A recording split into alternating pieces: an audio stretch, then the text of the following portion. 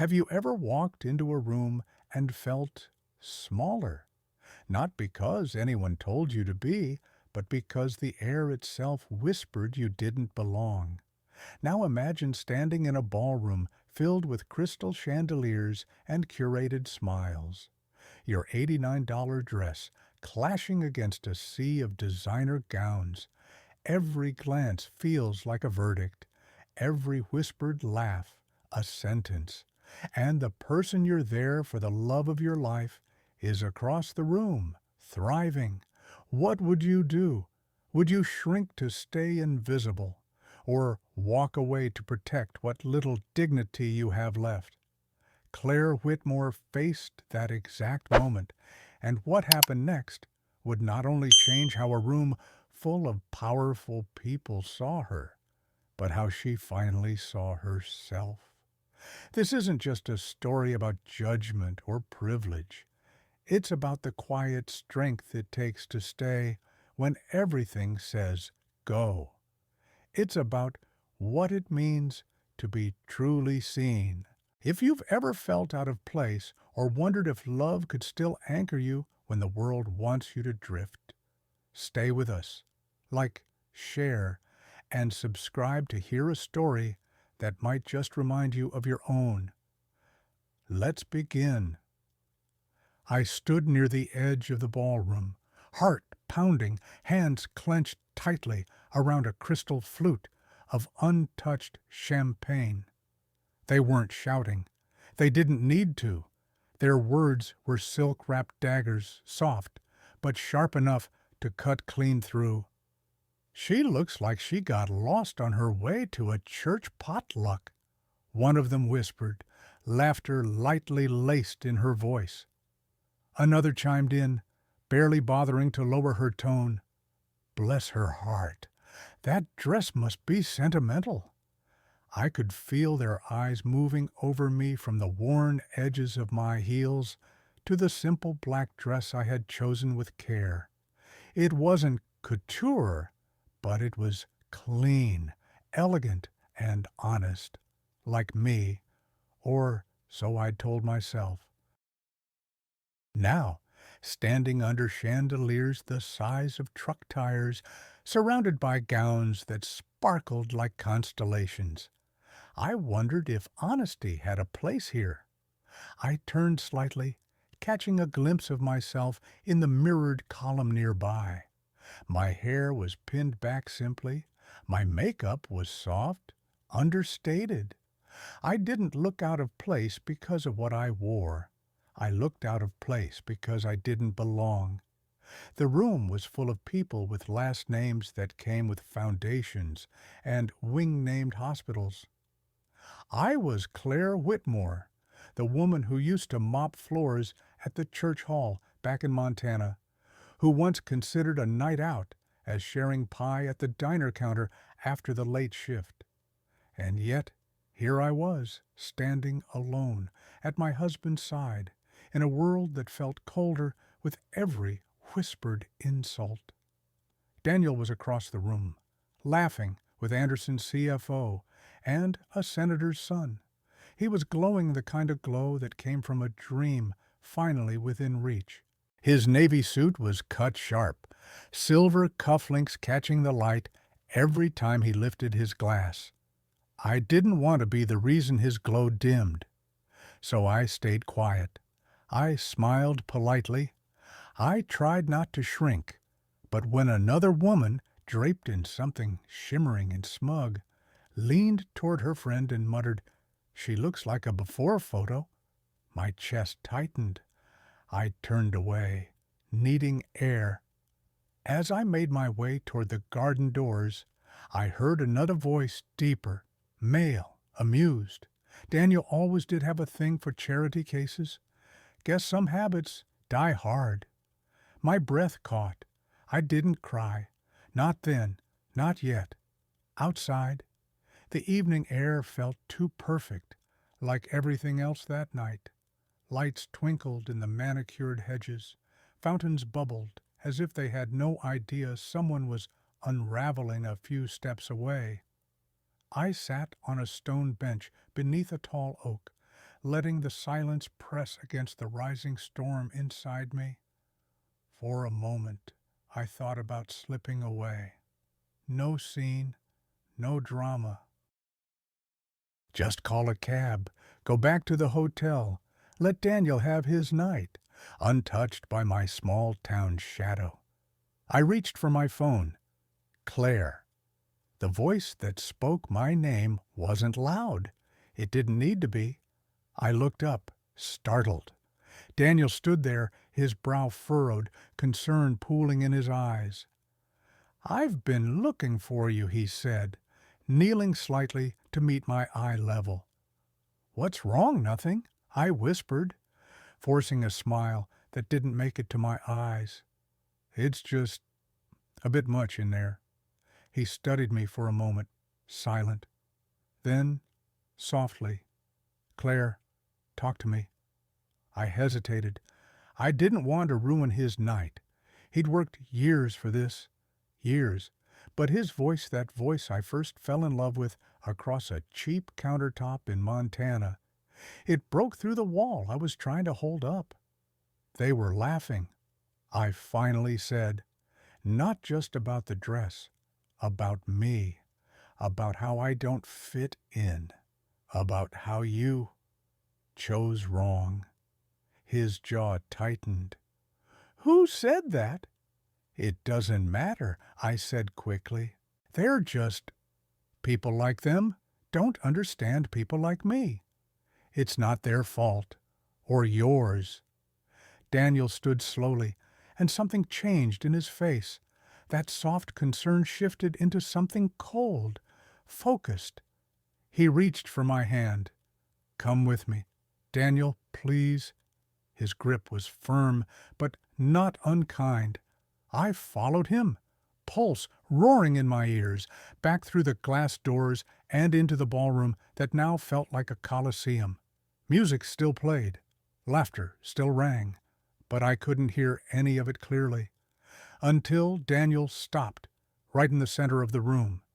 He turned toward the small stage where the musicians played. Then he raised one hand. The music slowed, then stopped. Conversations quieted, heads turned, all eyes were on us. My heart dropped. "Good evening," Daniel said, voice steady, warm, but laced with something undeniable. "For those who don't know me, I'm Daniel Whitmore. Tonight, we're here to celebrate a partnership that means a great deal to me professionally." He paused. "But before we go further, I need to say something personal." There was a murmur. I stood frozen beside him. He continued, "It's come to my attention that some people in this room, people who smile with their lips but not their eyes, have taken issue with my wife." The room stilled. Daniel's hand tightened around mine. "If you're wondering why I married someone who doesn't come from old money, who doesn't wear designer gowns or drop names like confetti," he turned slightly, facing the room fully. "Let me be perfectly clear." His voice dropped slightly, each word deliberate. "That's my queen you're mocking. You'd never find it on a map. Montrose Diner wasn't the kind of place that made it onto travel brochures or food blogs." The sign buzzed louder than the old refrigerator in the back, and the linoleum floor tiles had seen better decades. But that's where it started. Not the kind of start people write poems about. There was no cinematic snowfall, no grand entrance, just a tired girl in an apron and a quiet boy in dish gloves.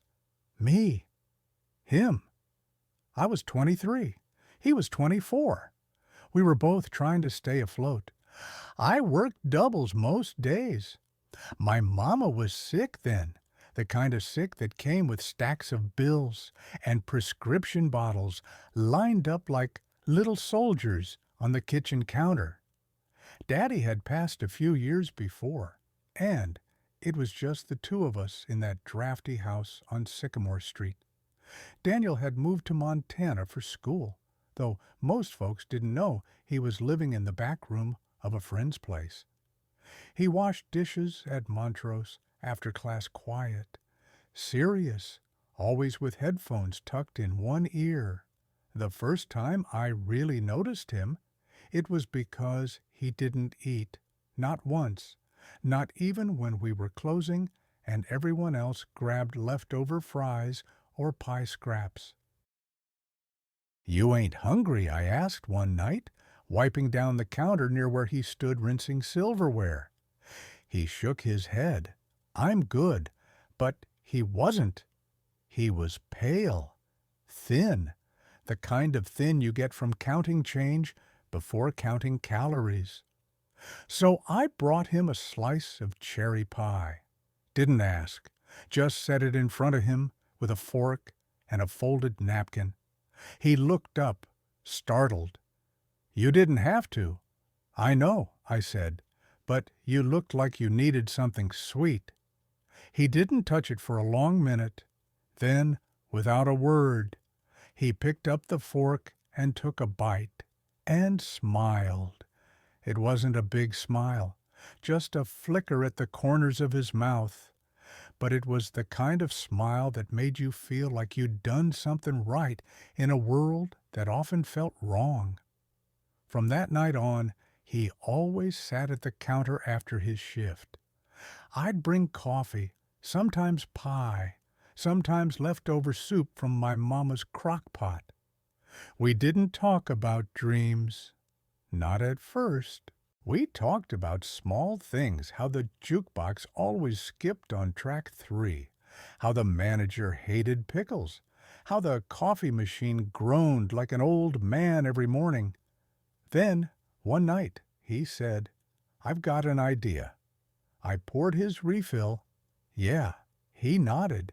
An app for small businesses, inventory tracking, vendor payments, payroll, all in one place. It sounded like magic to me. I didn't understand half the jargon, but I understood the light in his eyes. So I said, "That sounds like something people need." He looked at me like I'd handed him gold again. We didn't fall in love fast. We fell in love slow, like how snow covers a field overnight. So quiet you don't notice it until the whole world is blanketed in white. We got married in the backyard of my childhood home. Mama wore a scarf over her thinning hair. Daniel wore the same suit he wore to his college interviews. I made lemon bars instead of buying a cake. Nothing about it was fancy, but everything about it was us. Those first few years, we struggled. We lived in a rental that leaned to the left and had water stains on the ceiling that looked like angry clouds. Daniel worked nights coding. I took shifts at the diner when I could.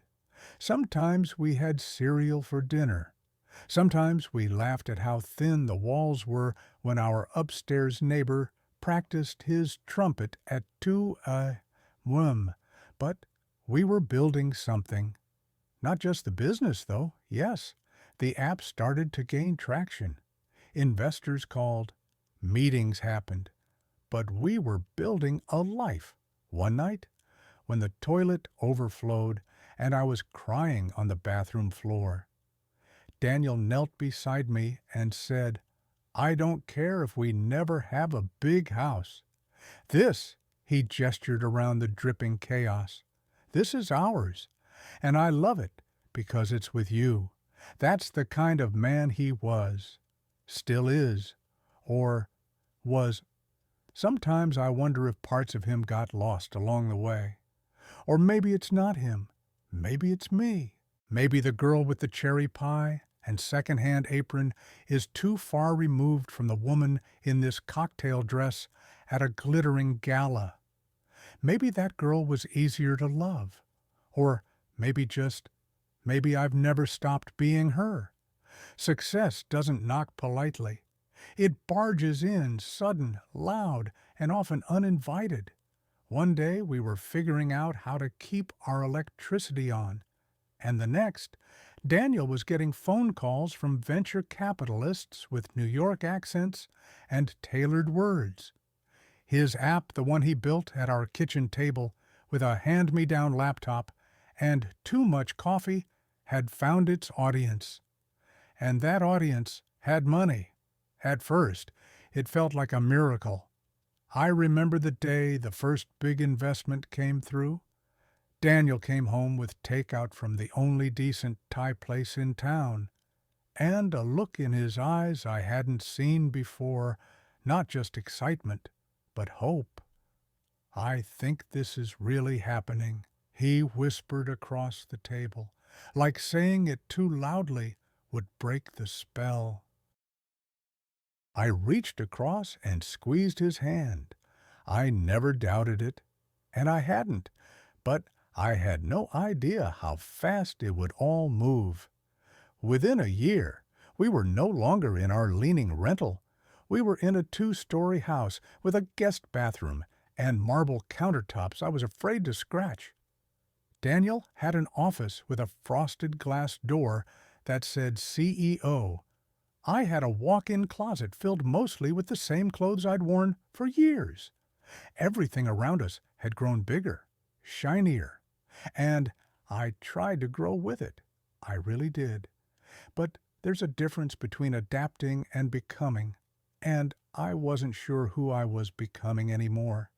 At first, I followed Daniel to events like a shadow quiet, supportive, smiling. I'd rehearse small talk in the mirror, Google the names of companies he'd mention, memorize buzzwords like scaling and Series B. But I never quite fit. People at those events had a rhythm, a language, an ease I couldn't imitate. They wore shoes that looked like art and drank wine they could pronounce in 3 syllables. I still felt most myself in bare feet, curled up on the porch with sweet tea. Daniel, though, he flourished. He wasn't pretending he was expanding. Every boardroom he entered, every dinner meeting, every keynote speech, he moved through it all like he was born to lead. And I was proud of him. God, I was proud. But I couldn't shake the feeling that I was becoming less of a partner and more of a placeholder, a polite smile at his side, a story he referenced when asked about his humble beginnings.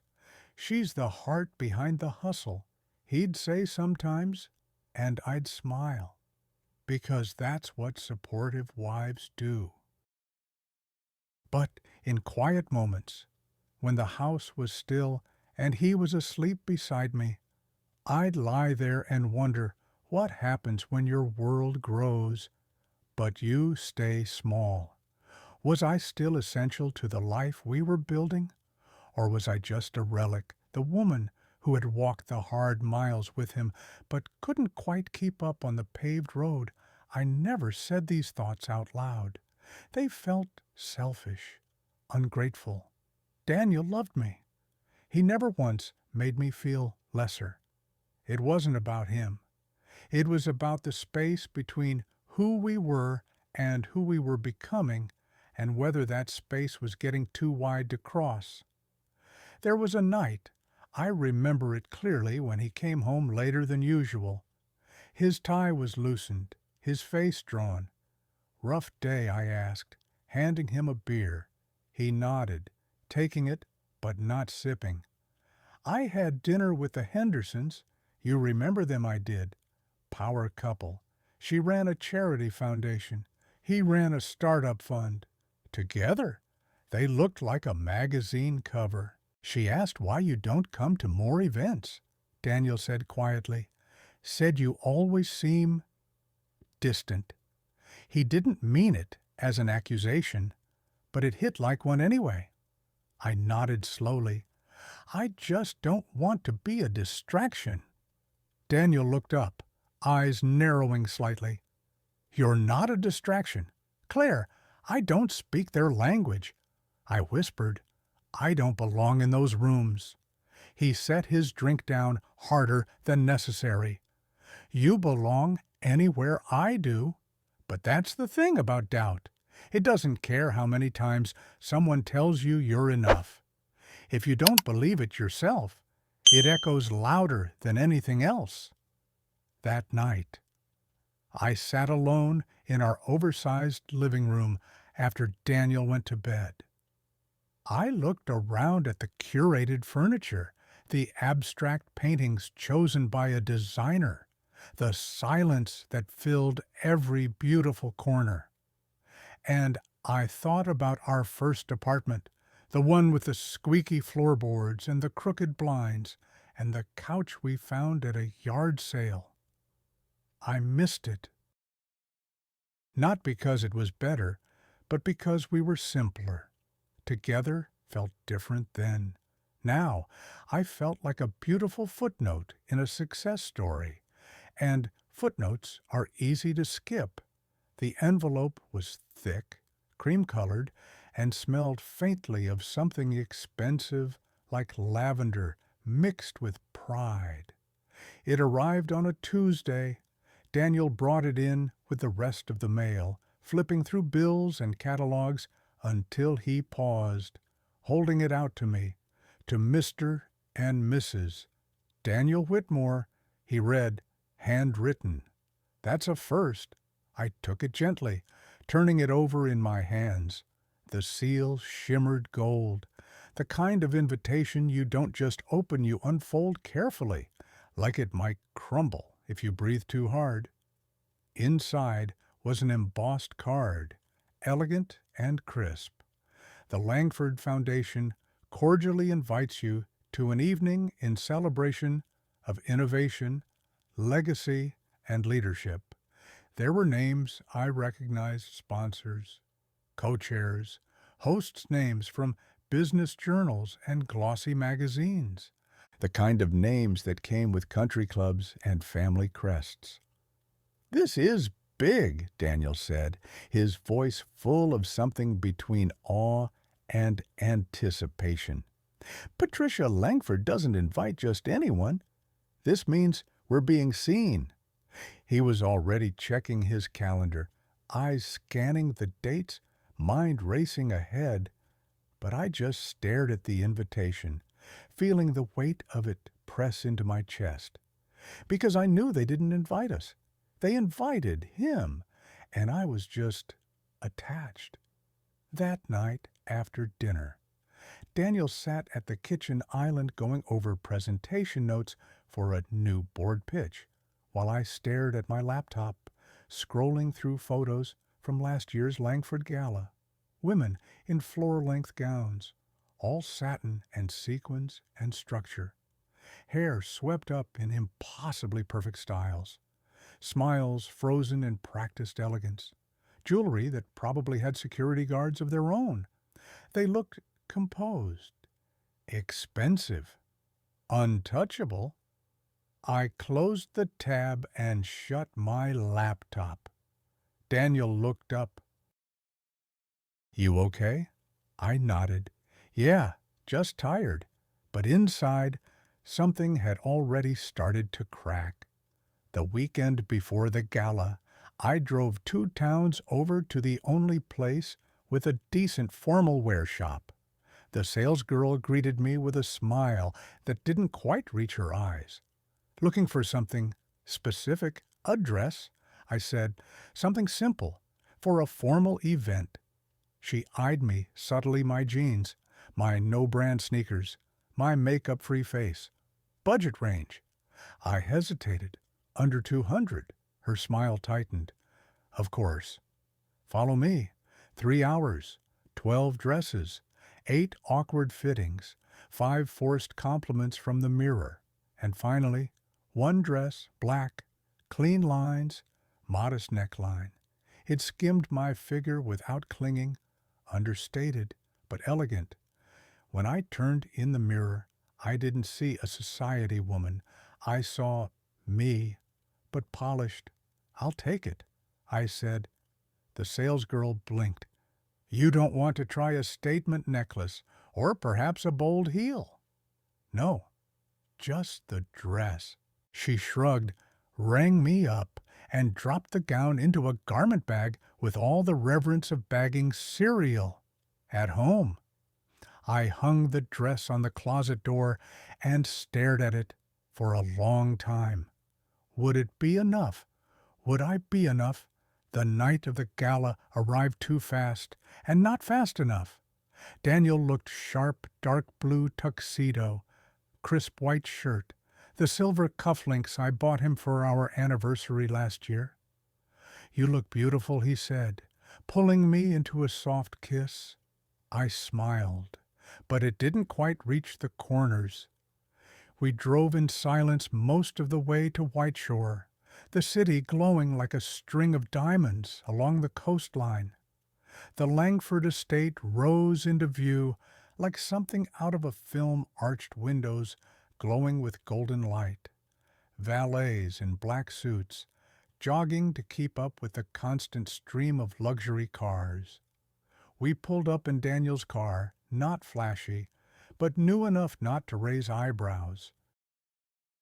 As the valet opened my door, I stepped out onto the stone driveway, feeling the night air wrap around me like a whisper of something I couldn't quite hear yet. Inside, the grand foyer was a symphony of polished marble, soft music, and laughter with sharp edges. People turned as we entered. Smiles flickered. Eyes moved not hostile, just assessing, judging. I knew that look. I'd seen it before in small-town church committees, in high school hallways. But here, it carried a sharper price. Daniel was quickly swept away into a conversation near the bar, surrounded by men in tailored suits, talking in tones too low to hear. I stood alone for a moment, clutching my tiny purse like a lifeline. Then a woman with icy blonde hair and a gown that sparkled like starlight approached. First time at the Langford Gala, she asked, her smile sharp. Yes, I said, steadying my voice. It's breathtaking. She murmured. And you're here with Daniel? Yes, yes. I'm his wife. Her smile didn't move. Lovely, she said.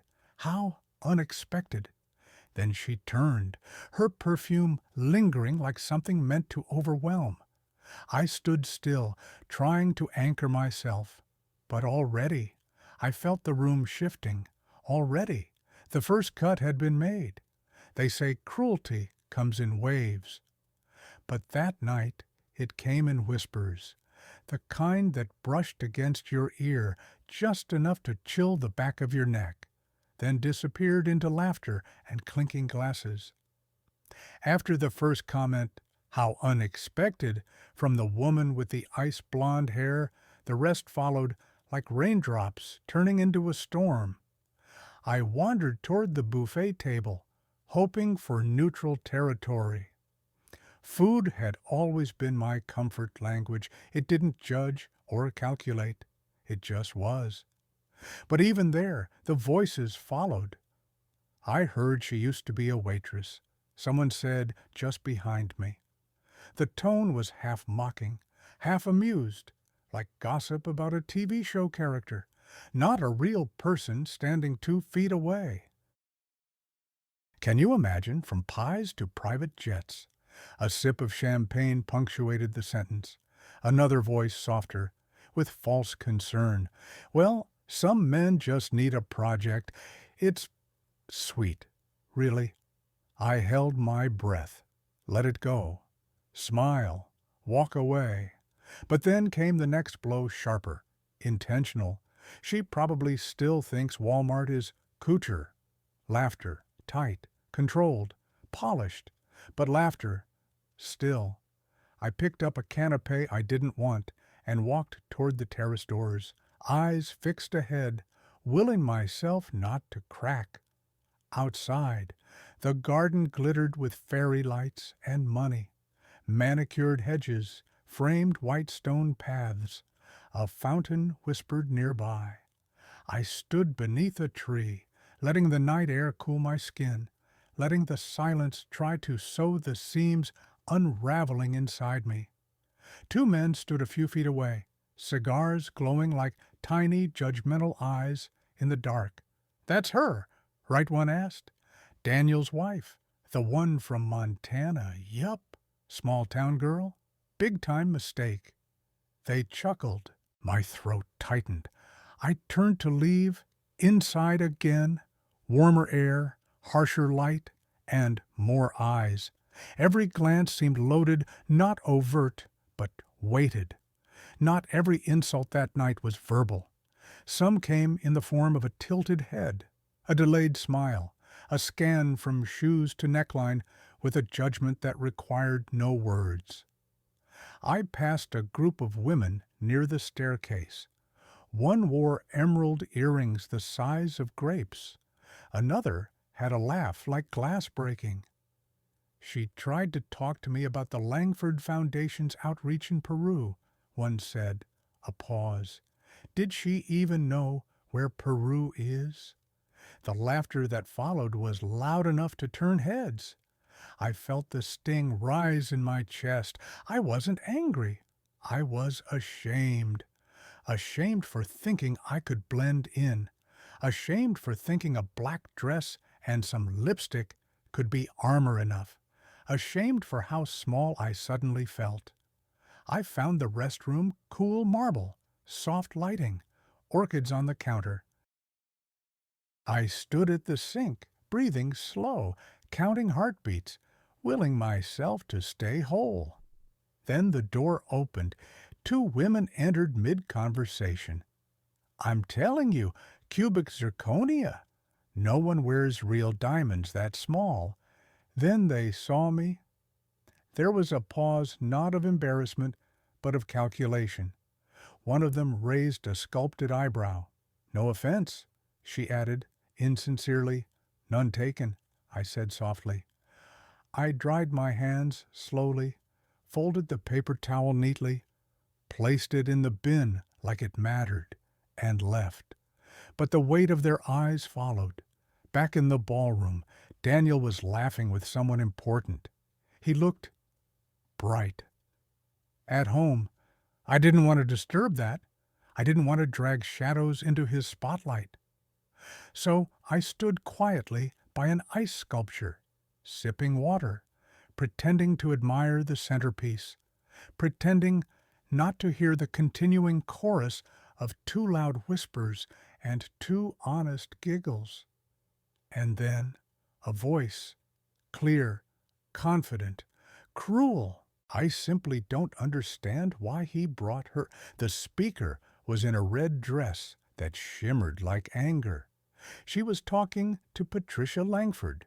It's like wearing rain boots to a royal wedding. Patricia sighed. Some men never outgrow their savior complex. Maybe she reminds him of where he started, makes him feel accomplished. More laughter, sharp, real. That's when I knew. It wasn't about my dress. It wasn't about my shoes, my jewelry, my makeup. It was about me, my story, my roots, my presence, a reminder of things they had worked so hard to rise above. And in their eyes, that made me less. It made me disposable. I set my glass down, my fingers trembling slightly. I walked toward the nearest hallway, away from the crowd, away from the chandelier light that made everything look shinier than it really was. I found a velvet bench tucked beneath a window, sat, exhaled, and for the first time that night, for the first time in a long time, I let the tears come.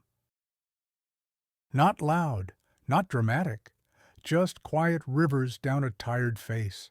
1,000 cuts had finally opened wide. The hallway was quiet, a velvet hush, broken only by the distant murmur of conversation and the clink of champagne glasses fading behind the ornate doors. I sat alone on that bench, hands in my lap, dress bunched slightly beneath me. My phone sat on my thigh, screen dark, but heavy like a stone. I stared at it for a long moment, and then, slowly, I reached for it. My fingers hovered over the screen.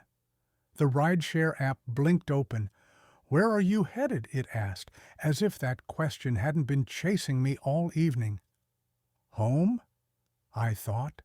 Not the mansion Daniel and I now lived in, with its open floor plan and perfect staging. I meant real home. Montana. The worn porch swing, Mama's pie cooling on the window ledge. A place where no one asked what brand your shoes were or whether you knew which fork to use first. I typed in the address of our hotel in Whiteshore instead. It was closer, easier, quieter. Just a few more clicks, and I could disappear from this night without a sound. Let Daniel finish his triumph. Let the world spin without my orbit. My thumb hovered over the final confirmation, but I hesitated. A memory bloomed soft and sharp at once. I was 10, standing in our tiny kitchen while Mama counted coins from her apron pocket. The light above us flickered like it was holding its breath. "I don't think we can keep the heat on this month," she'd murmured, almost to herself. I remember reaching out, placing one sticky hand on her wrist. "We'll wear extra socks," I said. She laughed, tired, warm, and then she looked at me, eyes full of something fierce. "Claire," she said, "never let a room or a person make you feel small. You hear me?" I'd nodded, but that memory felt like it belonged to someone braver than me. Because right now, I didn't feel fierce. I felt foolish. Like I'd stepped into someone else's world wearing someone else's name. And maybe I had. Claire Whitmore, CEO's wife. I didn't even recognize her tonight. She stood straight. She smiled politely. She drank sparkling water and didn't flinch at caviar. But the real Claire, she was the girl who brought pie to hungry dishwashers, the girl who wore boots until they split, the girl who believed love was enough. Maybe that was naive. Maybe I was, too. I blinked back a fresh wave of tears and looked down at the dress, simple black fabric, elegant in its own way. It wasn't a mistake. It was just honest. And tonight, honesty had no seat at the table. I began to type out a message to Daniel. "I'm heading back to the hotel. You were amazing tonight. I'm proud of you. You deserve this night without any distractions." I stared at the words, reread them, then deleted the word distractions, typed noise, then deleted that too. Finally, I just sent, "I'm leaving. I love you." I stood, took one step toward the exit, and stopped because I heard footsteps, soft, purposeful. I turned, and there he was, Daniel. He wasn't smiling. He looked worried, angry, awake. "Claire," he said, his voice low. I began, but the words dried in my throat. He stepped closer. "I've been looking for you. Someone said you came out here. Are you all right?" I nodded. Lied. Just needed air. His eyes scanned mine. He knew me too well for that. "Claire," he said again, softer now. "What happened?" I shook my head. "It's nothing. Don't do that." His voice cracked just slightly. "I saw you out there tonight," I whispered. "You were brilliant, confident, at home. You belong here, Daniel." "And you don't?" he asked, brows furrowing. I opened my mouth, closed it, tried again. "They don't see me," I said. "Not really. They see a mistake, an accessory, a footnote to your story." Daniel stared at me. and then, very slowly, sat beside me on the bench. His tuxedo creased at the knees, his cufflinks glinted under the hallway lights. "You're not a footnote," he said. I laughed. Bitter, small. They called me a charity case. Daniel's hands clenched. Who, it doesn't matter. They believe I'm something you've outgrown, that keeping me around is some kind of sentimental favor. Daniel was silent, the kind of silence that comes before a storm. "You should go back in," I said, standing again. "This is your night." He stood with me and then reached for my hand. "I'm not going back without you, Daniel. Not yet." His voice was calm, but inside it, I heard something rising, something I hadn't heard in a long time. "Resolve, walk with me," he said, and before I could stop myself, I did. We walked in silence at first. Daniel didn't let go of my hand. His fingers were warm, grounding the same hands that once scrubbed dishes under flickering diner lights, the same hands that had cradled mine on long drives through Montana, had held our mortgage papers, our wedding vows, our newborn niece in the hospital waiting room. Familiar hands, steady hands, but now they trembled slightly. We turned a corner away from the main hall into a quiet lounge, plush chairs, dim lights, and the kind of silence that feels like a pause in a long sentence. Daniel stopped, then turned to face me. "Claire," he said. Just that. My name. Like a beginning. I waited. "I need you to tell me the truth," he said gently. Not the smile for the cameras version, not the "I'm fine" answer, the real one.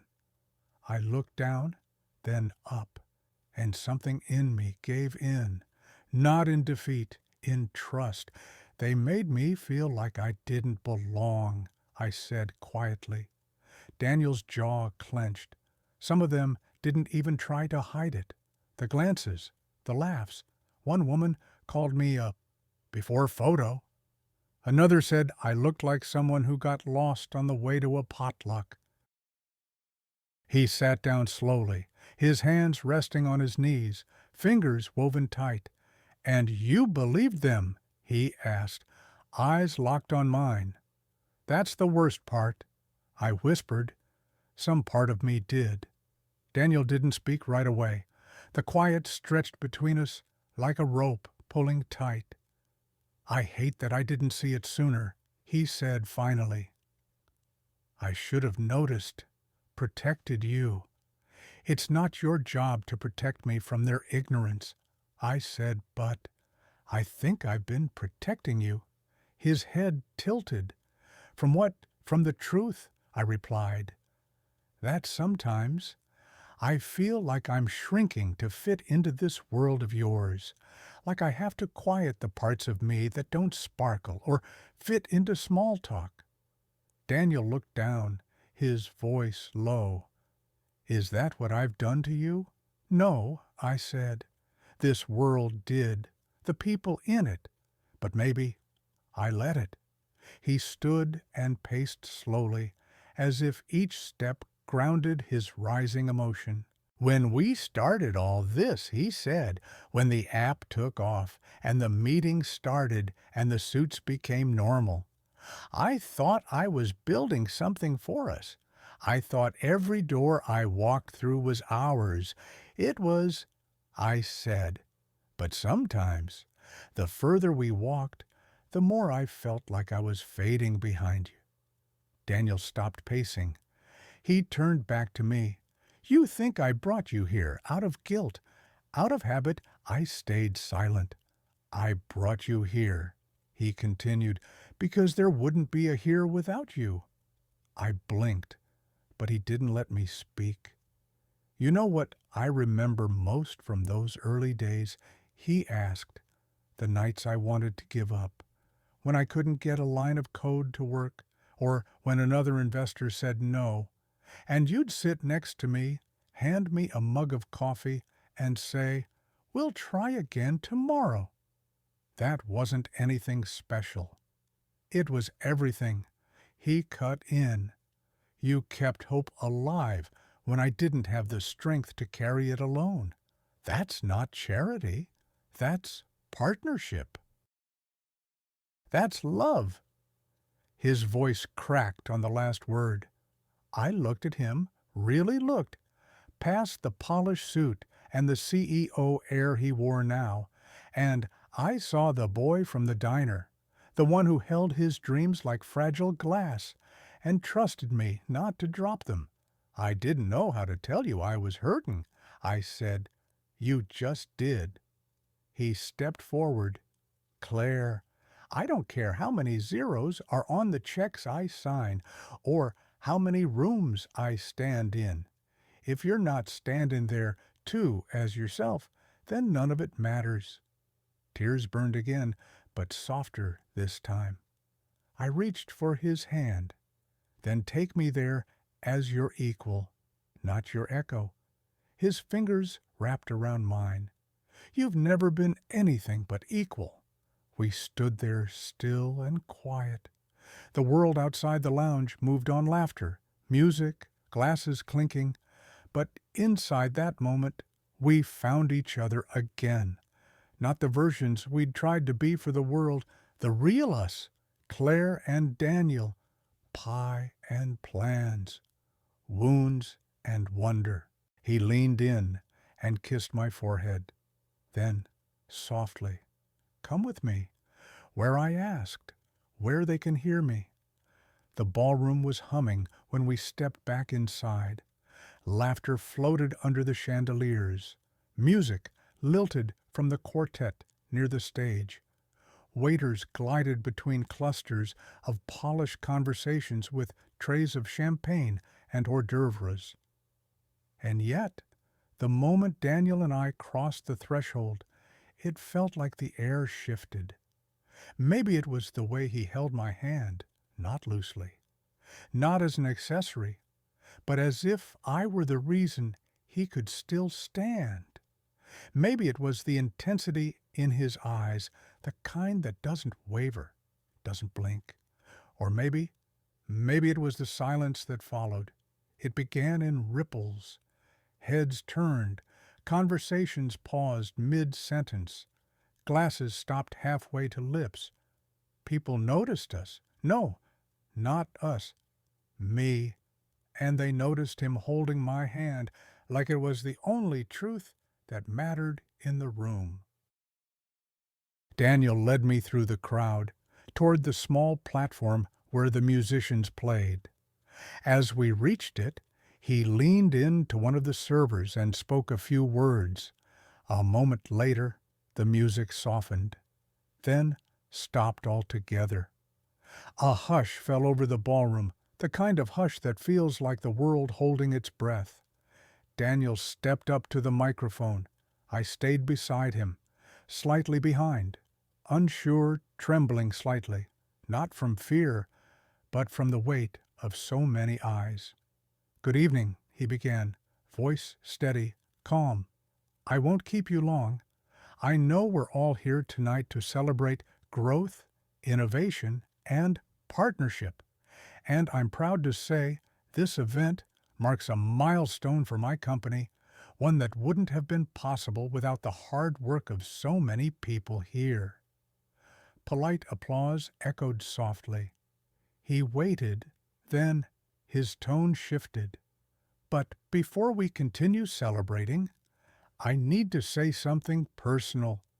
That caught attention. More eyes turned.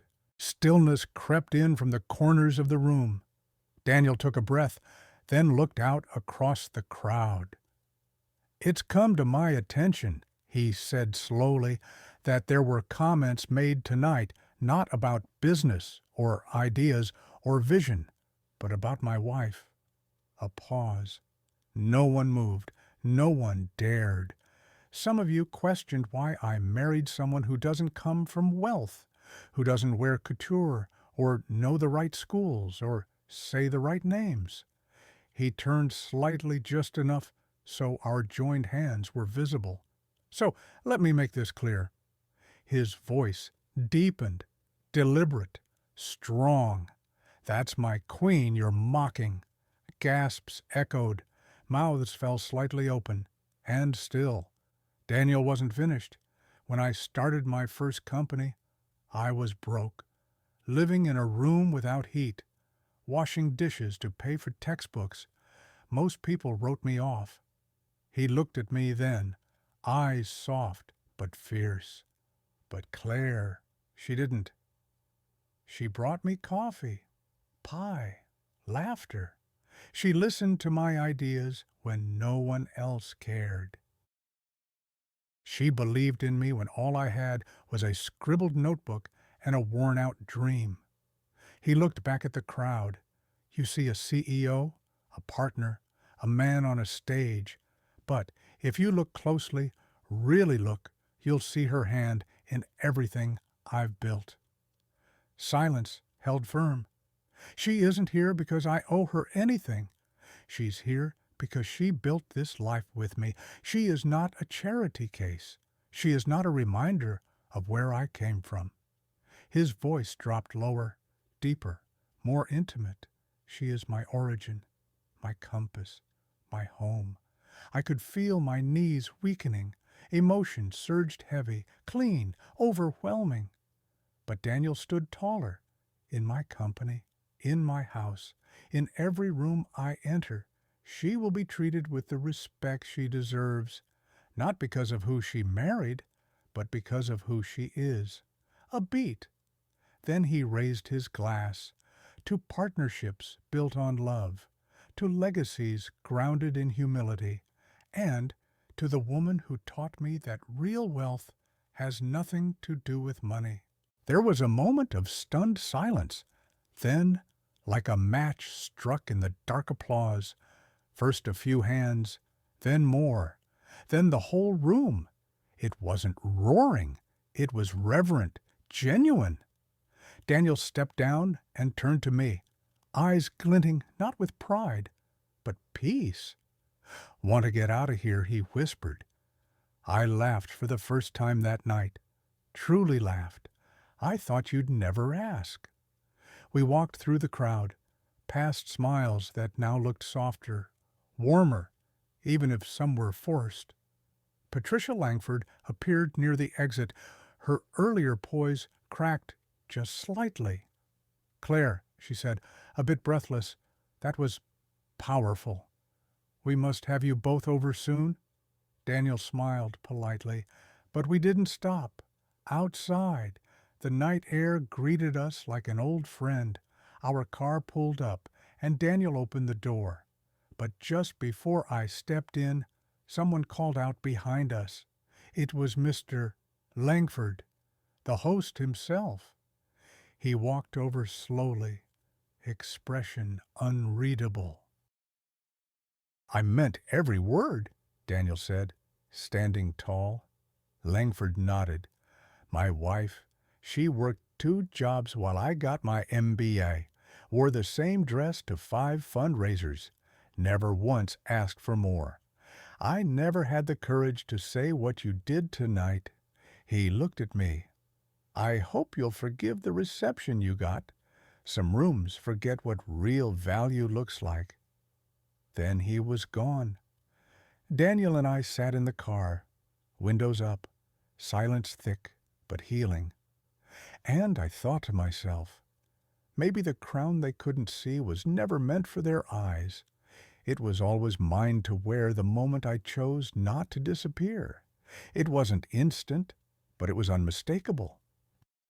As Daniel and I made our way toward the exit, I could feel it, a ripple in the current, a subtle but undeniable shift in the way people looked at me. The same eyes that had narrowed with skepticism now softened with curiosity. The same lips that had smirked now stretched into polite, if hesitant, smiles.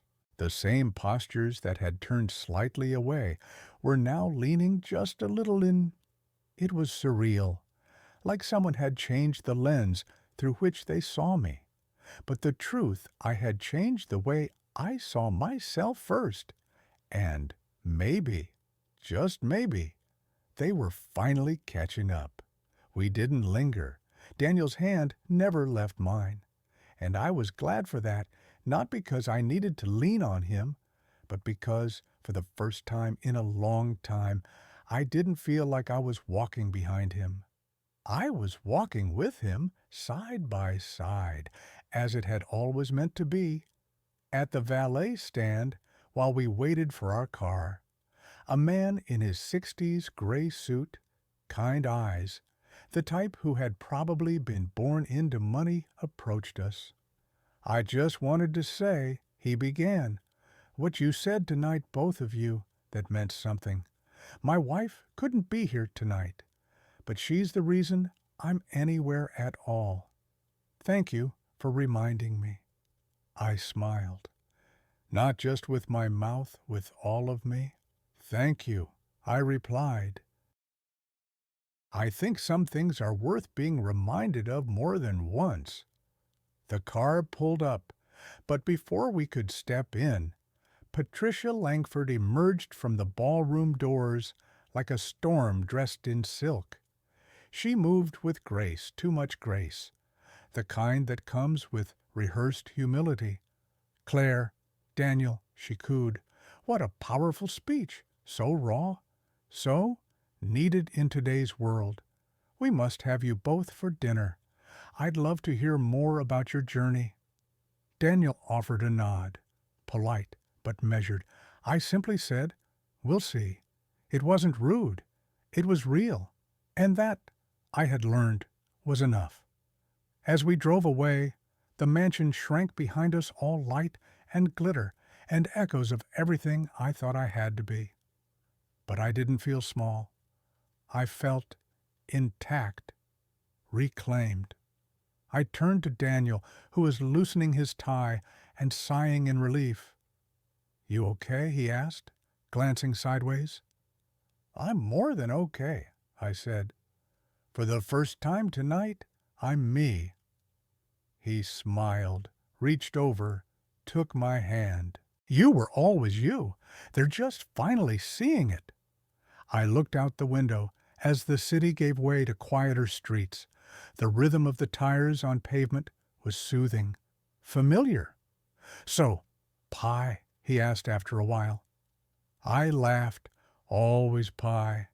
We found a 24-hour diner on the edge of town, not fancy, not curated, just vinyl booths, laminated menus, and the smell of fries that hadn't seen a truffle oil in their lives.